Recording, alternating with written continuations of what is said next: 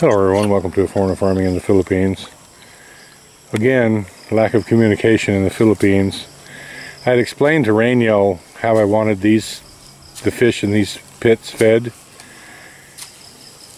And Rainiel only works on weekends, so, you know, logic, I would have assumed that he would have told his grandmother, because, you know, I don't want the fish just fed on the weekends, I want them fed every day. So logically, I assumed that he would tell his grandmother that, yeah, this is how much we feed him every day. But come to find out, he didn't tell her. So these fish haven't been fed in about 4 days. I had taken it over and then told Rainiel, now go ahead and you guys do it, because I knew that this last week I would be in and out a lot and may not have time in a whole day to do it. But, and he had never even explained to Consing how much to feed them. And so, I'm passing it along to her. So I feel bad for these poor fish. They haven't eaten in 4 days. So they're probably going to be getting with it pretty good. One thing I've noticed in this pit, you can see that the Azolla is 99.9% dead.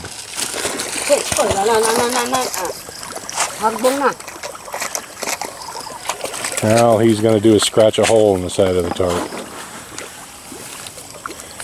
Anyway, what you can see is the Azolla is almost all dead. But those little patches of green in there, that's duckweed. So there was still some duckweed in this. You can see it out in there. The little green spots are the original duckweed that I put in there, because I put the duckweed in this pit.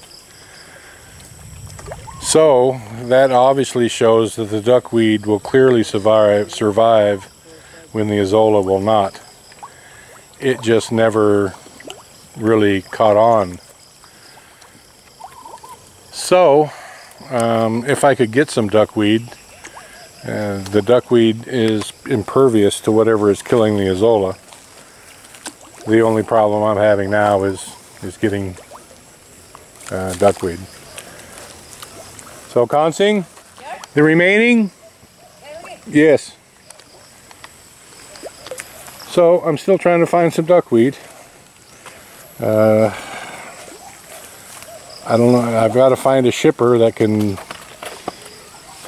somehow find a way to ship it and get it here fast enough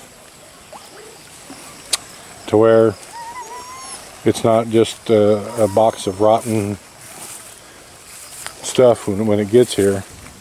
I'm beginning to think that the bird has eaten all the fish out of this, because I do see a little bit of activity down there. I don't think there's 200 left in this, because like I say, they haven't been fed in 4 days and there's not a lot going on here eating wise. You can see they're getting with it in those 2 pits over there, where there's still clearly a lot of fish left. But this one here, not so much. And there's a lot of activity in this pit, in all the other pits. Let's put it that way. But this one, the water level got pretty low in this one, and that's when I noticed the white poop on the bank and the feather. So that bird and his friends may have gone through this pit and cleaned it out, mostly. Once in a while I'll see a little swirl in there, so there are a few fish left, but there's not a lot left in here. So I don't know how many kilos that white bucket holds, maybe 4? No, not even that much, 3, probably 3 kilos. So there's 7 pits here. She had about 1 kilo left that she put in the main pond. So 4 pounds of feed per day in these 7 pits. And before, they seem to be doing just fine. So that's about the food. I've got to do a little math in the feed conversion. Well, I can just do it this way. If we grow them for 150 days and expect them to get to 1 pound, we would have to feed them 300 pounds of feed. I'm going to do it in pounds and not kilos. So 300 pounds of feed, and that's with no other food source. In 150 days, it's 2 pounds a day. So yeah, we're overfeeding them a little bit because we're giving them 3 pounds a day.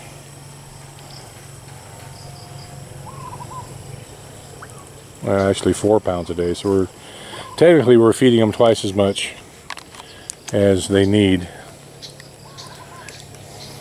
We'll see how it goes. I never see any food when I was feeding them. I never saw any food hanging around on the top, except for this pit. I don't think there's hardly any fish at all left in here.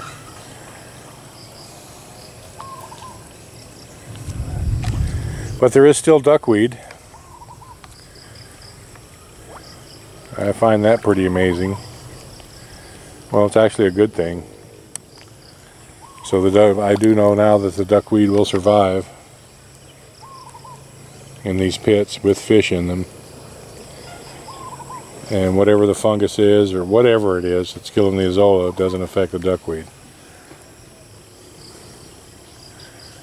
So that's, you know, just that right there is leaning more towards the fungus and not an environmental issue. Because if it was a toxin in the water, it would probably kill the azolla or the duckweed as well as the azolla. But it's something that's just specific to the azolla that it can't tolerate. And hence all the dead azolla down in that pit with the little flecks of green in it. I think next Sunday I'm going to go along here with Tatai with our net and sieve this one pit right here to see if there's any fish left in it. I can clearly tell that there's a lot of fish left in all the other pits, but this one here, I don't think there's very many fish left in it. To me, if there were very many fish left in it, the duckweed would be gone as well. But there's still duckweed in it that the fish haven't eaten, and as you can see, there's still feed in it. So, and although I do see a little swirl in there every now and then, that could be a frog, just as easy as it could be a tilapia. So there's not going to be time. Yeah, there was a little pop right there. There's not going to be any time to do this until next Sunday. Tatai is going to be busy all week, and it's a 2-guy deal. I don't think I could do it by myself.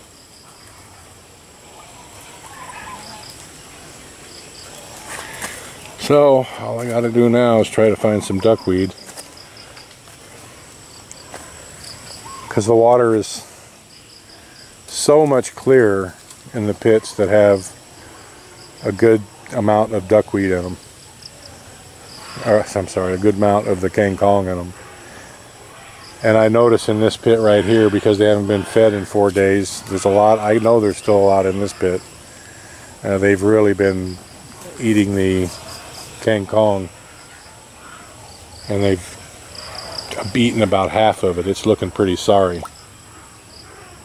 So I don't know, hopefully now we've got the feed situation figured out. Thank you everyone. Please like, comment, share, and subscribe.